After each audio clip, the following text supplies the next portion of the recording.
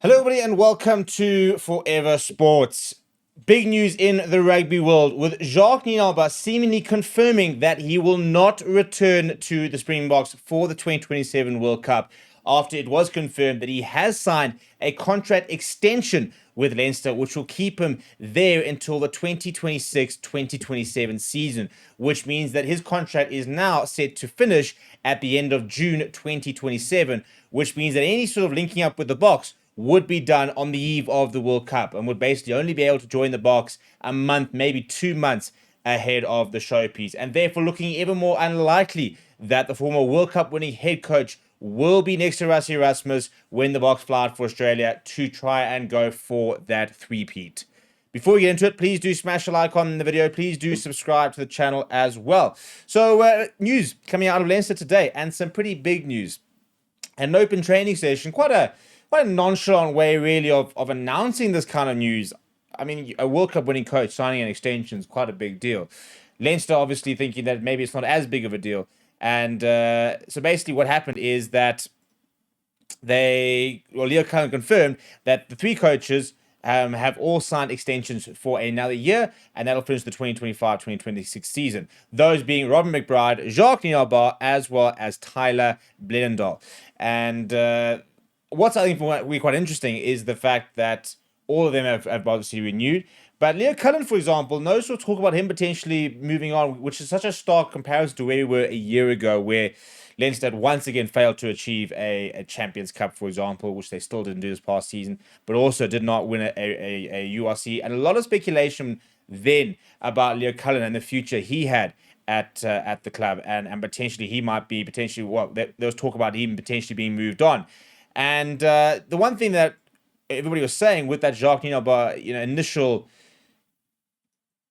appointment is the fact that you now have a World Cup winning head coach in the system, which means that if anything were to happen to a Leo Cullen, for example, and they were to sack him basically like mid-season, Jacques Nienaber, for example, could step in as a head coach, because he's obviously something he's done to pretty good effect, given the fact that he has won a World Cup.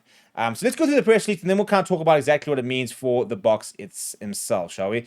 So, as mentioned, it was at a coaching, or basically an open training session where they met with local school kids, and he confirmed that those three coaches have all signed extensions through to the end of 2026-27. And he's also confirmed that a new position, which is provincial kicking coach, had been created to better align with the work based at UCD with clubs, schools, and the player pathway. And Emmett Farrell, who's the former Leinster out of and currently performance analyst at Leinster, has been appointed to that role and has confirmed that he will continue as this role kicking coach with the senior team at Leinster Rugby. If you're a Leinster fan, that obviously means something to you. If you're not a Leinster fan, probably doesn't mean much to you as well. Now, in terms of what he had to say, Leo Cullen, he said the following. He said, they have all brought tons of relevant experience and different perspective of how we do things. And I think that's hugely important for the development of the group, that we have our voices and ways of operating. He said it's not just around the senior team as well. You see it with our academy players and the work that they do, visiting the clubs and schools and giving freely of their time. And I'm delighted to have them all on board again. So basically talking about on the coaches. So that's pretty much all we've actually had, in all honesty. Now let's talk about what this means. So first of all, again, this does not rule out that there's no chance that Jacques Nienaber, for example, won't be involved in the 2027 World Cup, because he could still join up right before the World Cup. And we've seen, Felix Jones actually originally came in, not long before the World Cup started, due to the very sudden resign of Swayze de Bruin, who basically had a bit of an emotional or mental breakdown, really, with the stress, and had to step away from the game. And as a result, Felix Jones stepped in. However, the thought and the original sort of conversation that a lot of fans were having was that it all lined up very nicely, that he was going to have his contract expire in 2026, which would give him basically a full year and a bit, just shy of 18 months to work with the squad. But basically give him a full year. He would basically finish up Leinster, join the Boks for the beginning of the international season next year, be with them for, the greatest rivalry tour, be with them for the Autumn Nations series, and go into the World Cup. That was the speculation when he signed that contract, which expired a year out from the World Cup, And I think especially if we look back at the last month or two, and lots of conversations about Jerry Flannery, for example, a lot of pressure on him, speaking about whether our defensive systems are good enough.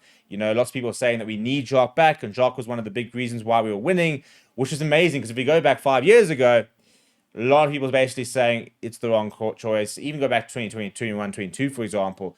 A lot of people saying that he wasn't good enough, he wasn't head coach material.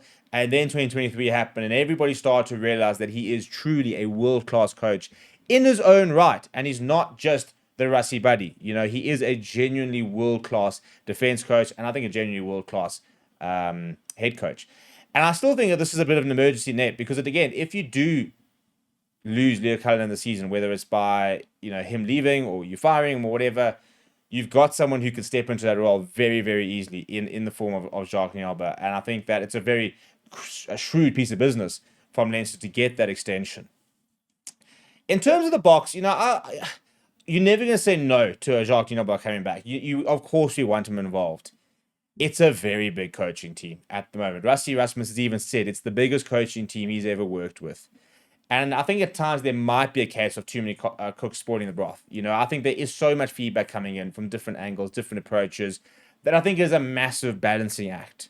We lost Jacques from the last World Cup, and we lost Felix Jones, and we replaced them with Jerry Flannery, and we brought in Tony Brown, and then we brought in Dwayne Vermeulen, who became joining the coaching staff as a bit of a Moby. He's supposed to be a Moby Union coach, but he's always with the Boks. And we brought in Jaco Paper. We lost 2, we brought in 4, and we then brought back Felix. So this coaching staff has effectively grown by an additional 3 people from what the 2019 or 2023 World Cup was. And as a result, it is a very big coaching staff. And therefore, it'll be difficult to sort of see where Jacques fits in. More than that, defensive systems take time. You can't just arrive and implement a defensive system within a week or 2. It takes time. Same with attacking, actually, any sort of systems, really. Which means that he was always going to have a long time to be able to work. Even now, maybe we're starting to see the Jerry Flannery system start to sort of come good, maybe against the All Blacks, and maybe it was a step in the right direction. Because we all remember when Jacques Nienaber and Rassie Erasmus first came in, and we went to the Jacques Nienaber defensive system, and we were porous. We conceded lots of points. And everybody sat there saying, well, this is the problem. He's not good enough. And he's not of the kind of quality. And then we saw some of the big performances, and all of a sudden we saw, hang on, this is actually going to work. And it did work. So you've got to give players and coaches time. And I think it's always going to be a difficult situation if Jacques were to come in June just before and have a year to now potentially change the defense system to what Jerry was doing and make it work for the World Cup.